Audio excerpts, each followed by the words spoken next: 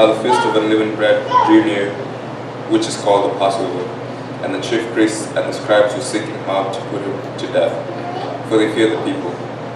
Then Satan entered into Judas,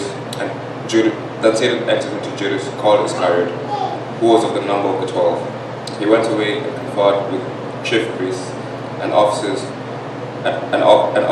how he might betray him to them. And they were glad and agreed to give him money. So he consented and sought an opportunity to betray him to them in the absence of a crowd. Then came the day of unleavened bread, on which the Passover lamb had to be sacrificed.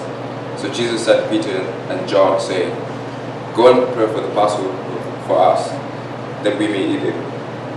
They said to him, Where will you have us prepared?" He said to them, "Behold, when you enter the city, a man carrying a jar of water will meet you. Follow him into the house that he enters, and tell the master of your house, 'The teacher says to you, where is the guest room, where I may eat the Passover with my disciples?' And he will show you a large upper room furnished, prepared there." And they went and found it just as he had told them, and they prepared the Passover. And the hour came, he reclined at table, and the apostles with him. And he said to them, "I have honestly desired to eat this Passover with you before I suffer. For I tell you, I will not eat it until it is fulfilled in the kingdom of God." And he took a cup, and when he had given thanks, he said, "Take this and divide it among yourselves. For I tell you that from now on I will not drink the fruit of the vine until the kingdom of God comes."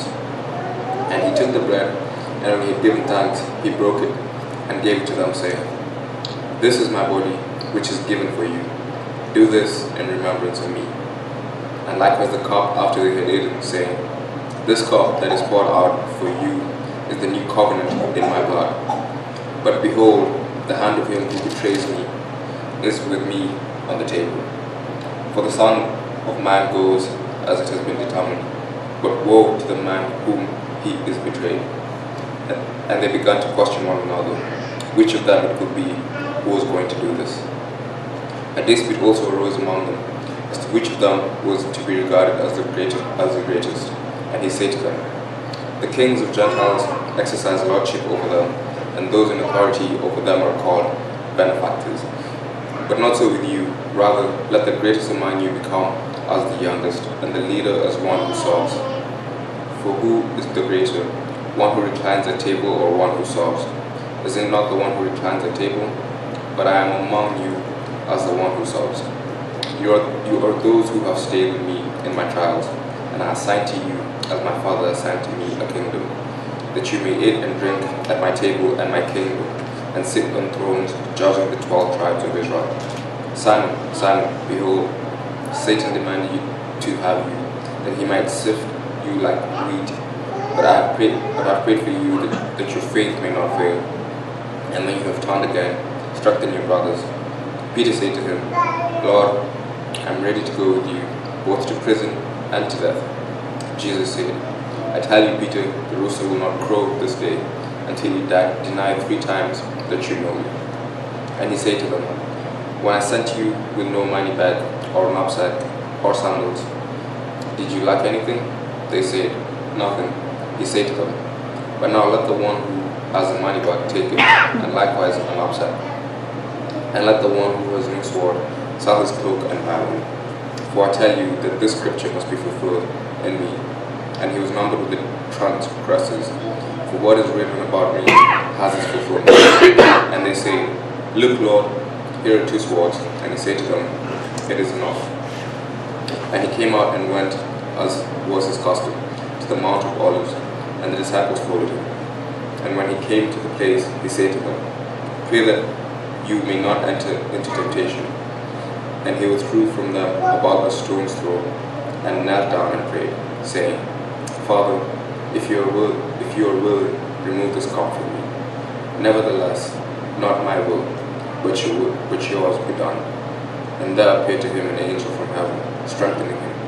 And being in agony, he prayed more earnestly, and his sweat became like great drops of blood falling down to the ground. And when he rose from prayer, he came to the disciples and found them sleeping for sorrow. And he said to them, Why are you sleeping? Rise and pray, that you may not enter into temptation. While he was still speaking, there came a crowd. The man called Judas, one of the 12, was leading them. He drew near to Jesus to kiss him. But Jesus said to him, Judas, would you betray the Son of Man with a kiss? And when those who were around him saw what would follow, they said, Lord, shall we strike with a sword? And one of them struck the servant of the high priest and cut off his right ear. But Jesus said, no more of this. And he touched his ear and healed him. Then Jesus said to the chief priests and officers of the temple and elders who would come out against him, have you come at us against a robber with swords and clubs? When I was with you day after day in the temple, you did not lay hands on me, but this is your hour and the power of darkness. Then they seized him and led him away, bringing him into the high priest's house, and Peter was following at a distance. And when they had kindled a fire in the middle of the country yard and sat down together, Peter sat down among them. Then a servant girl, seeing him as he sat in the light and looking closely at him, said, This man also was with him. But he denied it, saying, Woman, I do not know him. And a little later someone else saw him and said, You're also one of them. But Peter said, Man, I am not. And after an interval of about an hour, still another insisted, saying, Certainly, this man also was with him, for he too is Galilean. But Peter said, Man, I do not know what you are talking about.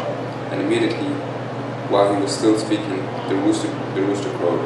And the Lord turned and looked at Peter. And Peter remembered the saying of the Lord, how he said to him, Before the rooster crows today, you will deny me 3 times. And he went out and wept bitterly. Now the men who were holding Jesus in custody were mocking him as they beat him. They also blindfolded him and kept asking him, Prophesy, who is it that struck you? And they said many other things against him, blaspheming him. When day came, the assembly of the elders of the people gathered together, both chief priests and scribes, and they led him away to the council, and they said, If you are the Christ, tell us. But he said to them, If I tell you, you will not believe, and if I ask you, you will not answer. But from now on, the Son of Man shall be seated at the right hand of God, at the right hand of the power of God. So they all said, Are you the Son of God? Are you the Son of God then? And he said to them, You say that I am. Then they said, What further testimony do we need? We have heard it ourselves from his own lips. This is the word of God.